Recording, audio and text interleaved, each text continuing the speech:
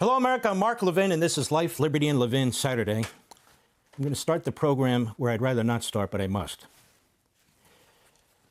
I want to say to people in and out of the administration, stop trashing, smearing, bullying the little state of Israel.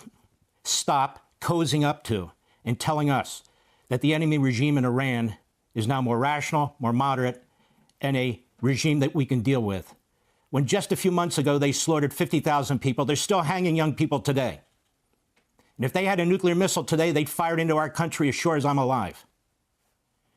I don't know what's going on, but if people think they can bully a little country, really a people that have existed 4,000 years, through the Babylonians and the Persians, through the Romans and the Third Reich, into surrendering their defense and their decision on how to secure their country, they got another thing coming. I think it's outrageous. When we used to see the Secretary of War and the head of the Joint Chiefs of Staff daily here on Fox tell us of the fantastic marriage, symmetry between our militaries in defeating this enemy. I'm really appalled by this, and I hope it comes to an end sooner than later, because it's not right, it's not just, and it's not truthful. Now, as you surely heard by now, the Iranian regime's military is in a shambles. Its Navy and Air Force are mostly destroyed. Its radar mostly destroyed. Its ground-to-air defense systems mostly destroyed. Its nuclear all but dead. Its currency has no value. It's got massive inflation. They can't pay its military. It's begging for economic relief. It's begging for a deal. Okay, great. That's great. The military operation worked. The fact is that none of this would have occurred without the leadership of our president and our great armed forces. And during the most crucial part of this war, without the leadership of the Prime Minister of Israel and their armed forces. The historic accomplishment here is truly breathtaking. The military operation was spectacular. We were right to attack the Iranian regime, and we were right to defend our nation in the world from a real nuclear threat and a regime that spent 47 years killing Americans, our people, our Marines, our sailors, our embassy staff. It's too bad we don't have the graphics, the capability to put up the faces and names of the thousands of Americans who've been murdered by this regime and its proxies like Hezbollah, or those who've been maimed without legs, without eyes, without arms. When the Iranian regime was attacking us during the Battle of Iraq, the justification for going to war is beyond debate. Something happened along the way. We stopped. For a variety of reasons, some stated and some not. Even though it was said we needed about another 2 weeks to finish hitting the remaining targets on the Pentagon's list, we stopped. A 2-week ceasefire has extended to 9 weeks. And during the entire ceasefire, Iran and Hezbollah in particular violated the ceasefire. Somebody signed some grand agreement in the 1980s, and they ripped it up. And they are occupying Lebanon. They are tormenting, killing, and abusing the Christians in Lebanon. What about them? How come nobody talks about them? Because apparently we don't give a damn. So now we're talking about a memorandum of understanding, which was negotiated through mediators like Qatar and Pakistan with the Iranian terrorist regime. And at times, we were negotiating directly with the Iranian terrorist regime, a terrorist regime and still a terrorist regime under our own identification. The Iranian negotiators were being characterized as moderate and even reasonable. We heard last week that they confided that the last 47 years of their murderous activities, including the mass murder of their own people and our people and other people, was a mistake. We made a mistake, they tell us. And that gave us optimism that maybe, just maybe, we could get something done. And then maybe they'll join the Abraham Accords. That said, we were told the MOU had numerous conditions built into it to ensure that the enemy would either comply with the terms or be denied the benefits. And in fact, otherwise we might bomb them again. This MOU was digitally signed last Sunday before we, the people, had any opportunity to see it. Now, I've carefully gone through this MOU that was released the other day after it was signed digitally, as good lawyers do, and I found many problems with it. Number one, in no way should we be involved in helping in any way, directly or indirectly. Well, we all know. On the one hand, we say we're not helping them, really. On the other hand, the language in the MOU makes clear that we will help facilitate it. $300 billion that will be used not for the people there, who's kidding whom, but to strengthen the regime. How do we know? Because that's what they've done in the past. And no language or no deal will change it or change them. I suspect this was done because Iran had been talking about reparations. Remember that? Well, believe it or not, I think this is some kind of an answer to that.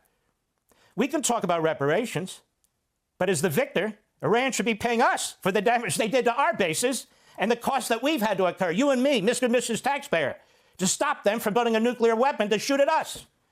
How about reparations for us? Number two, we declare the immediate and permanent termination of military operations on all fronts, including with Hezbollah. Another grave mistake, in my view. Why are we doing Hezbollah's bidding when Israel is being attacked by Hezbollah and the Lebanese people and the government want Hezbollah gone? It's an Iranian terrorist group that has taken over the country. It's a complete capitulation to the Iranian regime because Hezbollah is its terrorist lifeline. It's an absolute capitulation to them. And why would we do this? Why would we do it to Israel? Why would we do it to Lebanon and the Lebanese people? Israel fought by our side at the beginning of the war. They have a right to defend themselves, and they have a right to defend themselves without us telling them how to do it. Because they're the only ones fighting Hezbollah that killed our people. Declaring no more military operation. Right at the top. Before any deal is reached. Does that make any sense? Are we going to lose a lot of leverage? 3, we commit to fully remove the naval blockade within 30 days. It's already started. Again, before any final deal is reached. Now, why would we agree to abandon that leverage? The MOU talks about safe passage of vessels through the straits without charge for 60 days. Well, what does that mean? Well, we've got a little bit more clarity. That means after 60 days, they'll impose some kind of fee.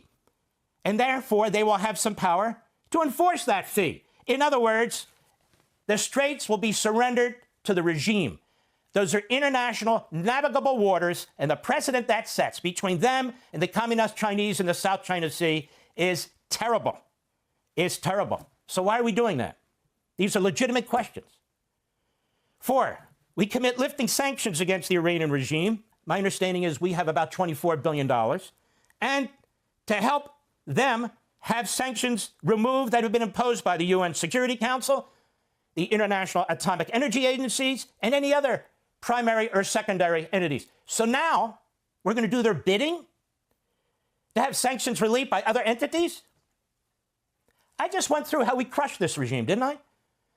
How we have every right to celebrate the fact, the president, under his leadership, how we have crushed this regime. So why are we... Let me read the relevant section to you quickly. Tell me if you're satisfied with this. Now, I understand there's to be deals, but I'm only dealing with what's in front of us right now, what's been given to us, okay? Belatedly, but here it is.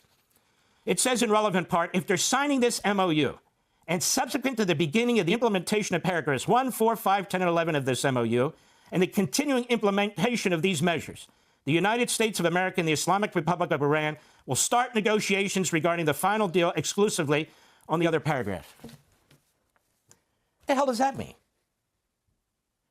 There's nothing specific. There's no details whatsoever. There's immediate releases of certain funds. There's immediate use of the straits. There's all kinds of immediate actions or actions within 30 days and promises that are made. Does it get more ambiguous than this? Shouldn't this be number one? Shouldn't this be the focus? The focus? The answer is yes, in my view. There's nothing in that document, nothing about ballistic missiles because the Iranian regime wouldn't allow it. And we ought not downplay their destructive power. One of the reasons the Arabs were lobbying us to end this war was because of the ballistic missile and drone damage that was being done to its oil capacity, its infrastructure. You saw those ballistic missiles on TV. They're the size of a yellow school bus. You saw them take out entire buildings. Now, can you imagine? Now we know they have ballistic missiles that can reach Europe. There's no way to stop a wave of ballistic missiles. How is it possible that this is left off a deal when we militarily defeated this enemy? Because they wouldn't agree to it, in my view. That's why. He said, okay. There's nothing here about the Iranian people. Anywhere. Did we not tell them that we would come and help them? Did we? Did we not mean it? Did it get too complicated?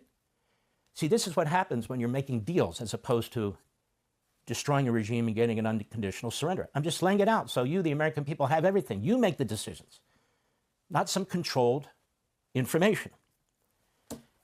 And these old slogans that those who dare to point out these problems are warmongers or support forever wars are not only imbecilic, they're illogical. By not ending this regime, their war will go on. Maybe not right now, but it will.